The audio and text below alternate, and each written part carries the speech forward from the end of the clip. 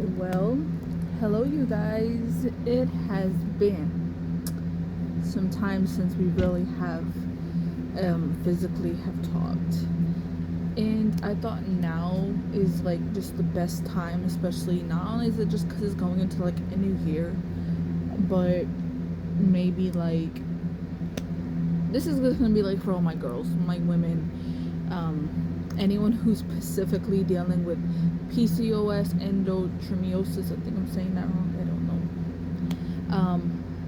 And this is just to start my journey with you guys because I have started the next phase of my PCOS journey.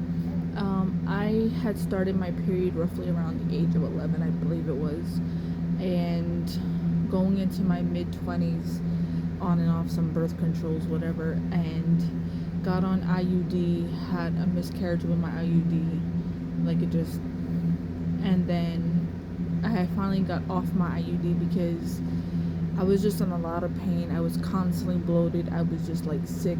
I mean, it was just not for me. And I was at the time living on my own and just getting on my feet, this and that. And I just didn't want to do that anymore. And then a couple months later, I found out I was expecting my daughter. A little fast forward, I gave birth to my daughter in April of 2023. And I think at my postpartum follow-up, I decided to go on Depo-Provera to prevent pregnancy and so forth, whatever. And I moved back to Florida with my daughter back home, and I finally like started exploring other contraceptives that I was not really familiar with, or like I wasn't against it. I just was, I think, kind of nervous because I never explored those options of contraceptives. And when I did, then it was just like, hey, okay, this is what I want to just do from now on. My body is physically and emotionally drained, exhausted, tired. My hormones were like this.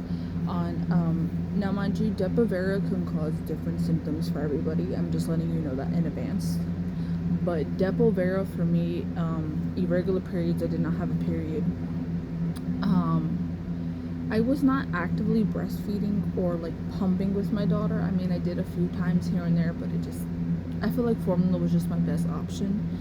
And I also started having lactation again with Depo-Provera. It led me to constant ultrasound appointments, blood work. I mean, pricking after one another.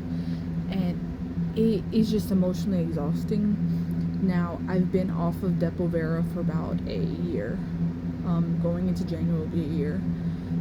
And my doctor did my blood work back in July. Everything was fine. My levels for my lactation had finally went down, which was great. And then I ended up having to go on a different kind of medication because after having my daughter, I was just dealing with more of my depression than I did before and anxiety. So I'm taking the Zoloft for that. And so like in July, all my blood tests, everything was like, oh, everything's fine. All right, great. Ultrasound, we did a follow-up ultrasound. Now fast forward, we're in December, going into almost the middle of December almost, and no cycle. I've been spotting here and there, but it's not even like enough to say, oh, I'm spotting. It's like a little, like as if you're pricking yourself when you bleed and it's done and over with. That's basically it. So yesterday, I went to the doctor after doing like my follow-up and voicing my opinions, and doing a very thorough research. I remember I was watching actually a YouTuber, and I love them. They're amazing people, but different purposes, different reasons between their story and my story. And mine, I wanted to just regulate my hormones again. My weight has been up and down, and it's exhausting because I've been the same weight for so long of my life, like the same exact number. If not, maybe I fluctuate maybe one number up, that was it. And I went to the doctor. I voiced my opinion about my concerns that I'm dealing with my PCOS and my hormone imbalances or whatever. Now, I am on a medication. The other medicine, due to my privacy reasons, I'm not really going to share that because there's reasons behind that. But this one I will show you. So this one, you have to take it for 10 days. trying to put my information on there, but more than likely it did.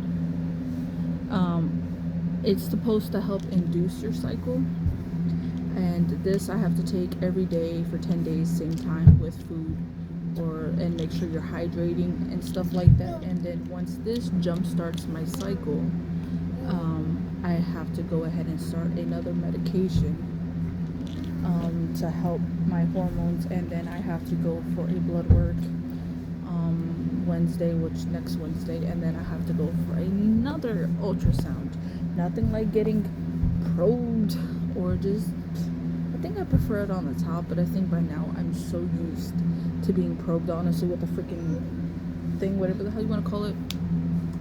But yeah, so like, if you are somebody who is struggling with PCOS, endometriosis, even them together, my heart is with you. I never really fully understood or related or even thought of the blue that I had PCOS. I mean, I knew I had, definitely endometriosis. I had those signs there, definitely. I had my surgery done a year ago to do the biopsy. They removed some stuff, whatever, and then my pain in my lower quadrant has been like not as bad, like especially when it comes to like intercourse or just stuff in general. And so after discussing like with my doctor, this was what my option was. I knew that I no longer wanted an IUD, no longer wanted Depo-Provera. I didn't want nothing like that. I've been trying to give my body the time and day to let it just reset and do what it needs to do. And it's been like a whirlwind of a roller coaster, because every time you think, oh, I'm getting a cycle, you just get really excited, you get hopeful, thinking, oh man, my body's gonna start elevating. I've been trying to eat a lot better. I've been trying to work out, just doing more steps, more healthier wises. And there's definitely like multivitamins that I've seen that you could try, that I've seen through TikTok Shop, and just in places. And I'm just so skeptical, even though the reviews are so high and great. I'm just skeptical because I don't want to invest in money into something that I'm just so iffy about. So like right now it is almost 4 o'clock, I believe. So I'm due to take this medicine at 4:30. And it was so crazy because when I took it yesterday, I think not even an hour of taking that pill, like no lie, I swear I was laughing, even though I started cramping so bad. If I had to describe what I was feeling, it felt like the time where they induced my labor with my daughter. And it was just crazy but funny, because I have not really felt cramps like that in so long. And mind you, my normal average cycle was only maybe the most 4 days. It'd be like a normal flow, that was it. I always had easy cycles, so so I will be vlogging this, because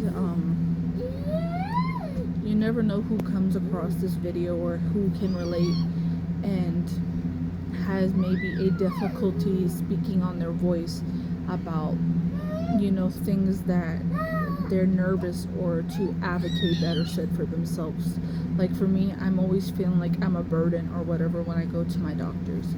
But when you find the right clinic and the right people and the right system, especially when it feels like home in a way, even though like your OB is not supposed to feel like home, but it's like that nurturing safe spot, if that's the right way.